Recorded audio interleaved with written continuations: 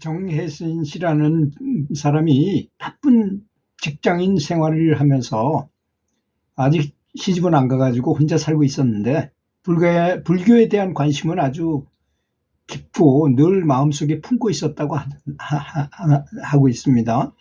그러던 어느 날이었는데요. 미장원에 갔는데 여고 시절에 친하게 지내도 그리고 결혼한 다음에는 그 친구가 결혼한 다음에는 만나지 못했던 친구를 그 반가운 친구를 우연히 만나게 되었어요.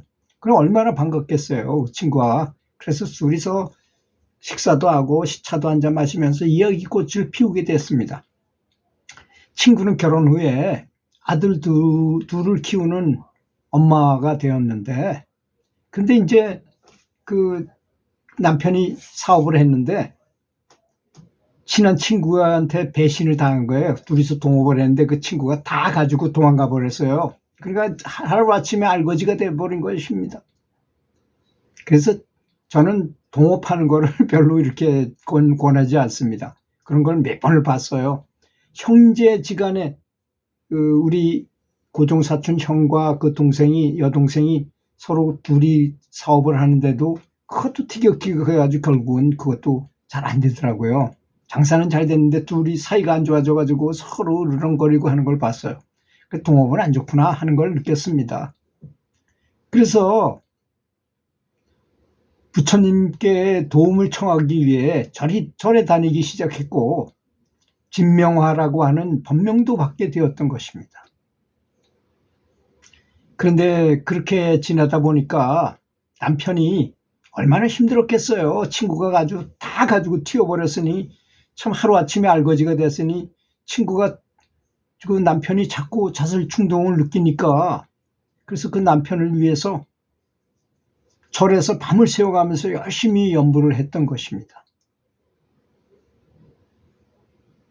그러던 중에 원래 기도는 나를 위함보다 다른 사람을 위해서 기도할 때가 효과가 더 좋아요. 원래 그 기독교에서는 중보 기도라고 말합니다. 남을 위해서 기도하는 거를 가지고 그렇게 열심히 연부를 했더니 어느 날 꿈속에서 황금빛으로 빛나는 부처님이 나타나셨고 그런데 신기하게도 부처님의 눈만 보이는 거야. 하늘게 보이고 빙긋이 미소를 짓는 그런 모습을 봤어요.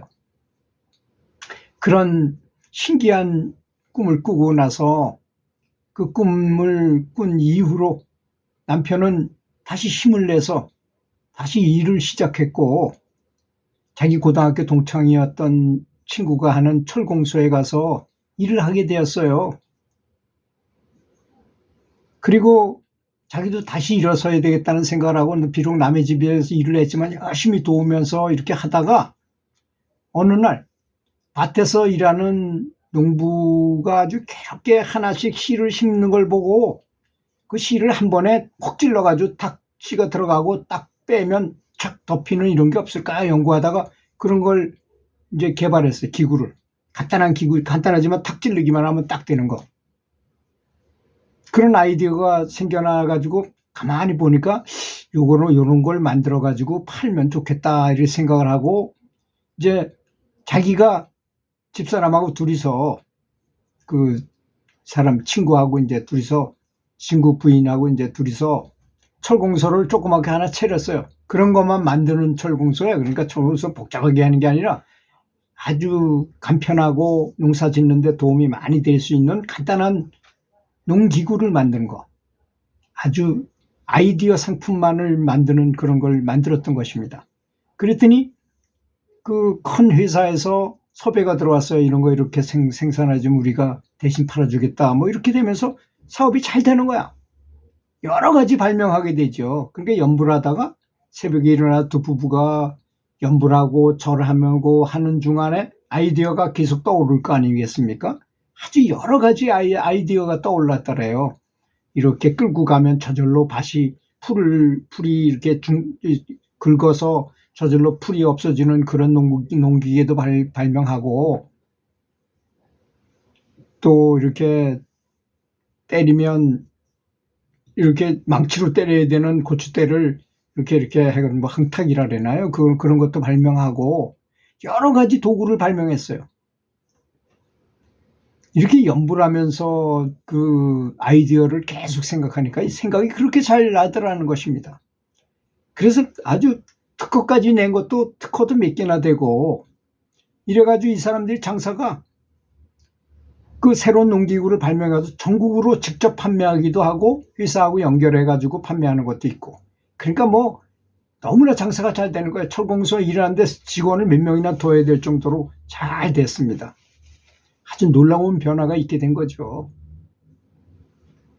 그래서 정말 행복하고 놀라운 변화가 찾아왔던 것입니다. 그 미장원에서 친구를 만났는데 그러면서 너는 시집도 안 가고 아직 그 연구를 열심히 하니까 내가 하는 말을 잘 듣고 열심히 연구를 해라. 친구야.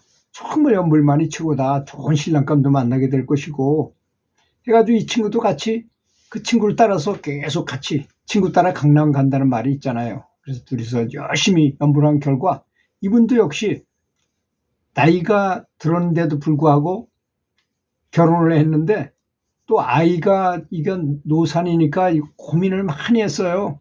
근데 관세음보살 연구를 많이 했더니 아주 건강한 아이를 갖게 됐어요. 결혼까지 하고 좋은 남편 만나 결혼해서 또 정말 관세음보살 연부를 태교로 하면서 애를 낳는데 정말 관세음보살님 같은 그런 딸을 낳게 된 것입니다. 아주 심성이 곱고 아주 아기가 그렇게 똑똑하고 아주 잘 울지도 않고 항상 싱글싱글 웃는 그런 관세음보살 같은 그런 딸을 낳아가지고 두 집이 아주 굉장히 서로 친하게 지나면서 서로 계속 농기계는 발명하면서 그래서 농민들도 굉장히 고마워하죠.